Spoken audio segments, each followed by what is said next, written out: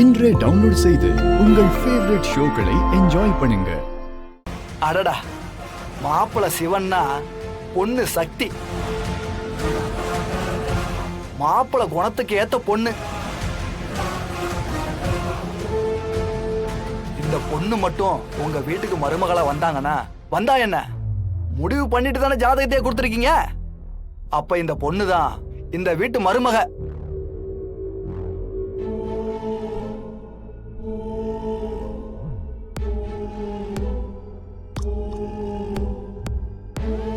அவங்க இந்த வீட்டுக்கு வர நேரம் இந்த வீட்டுல எல்லா ஐஸ்வர்யங்களும் நிறைஞ்சிருக்கும்.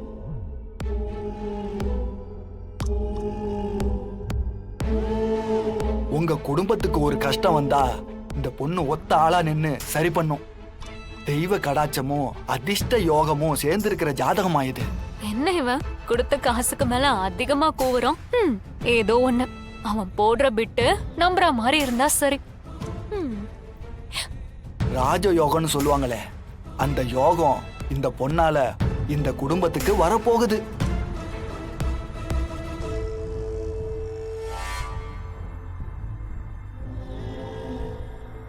இந்த பொண்ணை கல்யாணம் பண்ணிக்க போற உங்க பேரன் சிபி சக்கரவர்த்தி இதுக்கப்புறம் ராஜா மாதிரி வாழ போறாரு.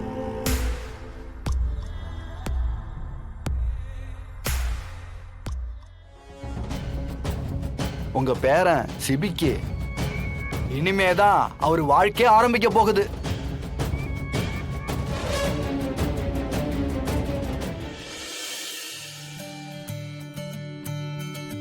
இந்த வீட்டுக்கு விளக்கேத்த வந்த மகாலட்சுமியா இருப்பா இந்த பொண்ணு.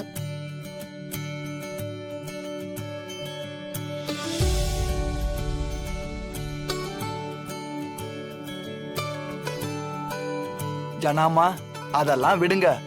பேர் பொருத்தம் இருக்கே, அடடடடா, சிபி சக்கரவர்த்தி தமிழரசி சொல்லும் போது எவ்வளவு அழகா இருக்கு.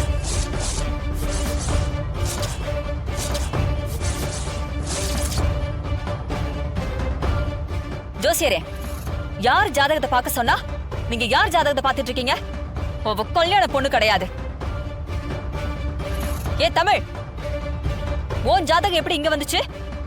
எனக்கு தெரியாது மேடம். மீனா, அமைதியாரு. நான் தான் கொடுத்தேன்.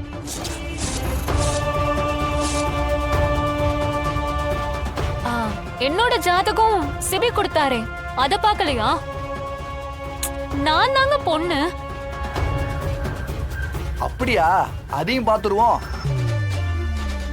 என் பொண்ணையும் தான் மாப்பிள்ளைக்கு கட்டணும்னு முடிவு பண்ணி வச்சிருந்தோம். என் பொண்ணோட ஜாதகத்தை முதல்ல பாருங்க. அவங்க ஆசை ஏன் கெடுக்கணும், அதையும் பார்த்து சொல்லிடுங்க. சரிங்கம்மா.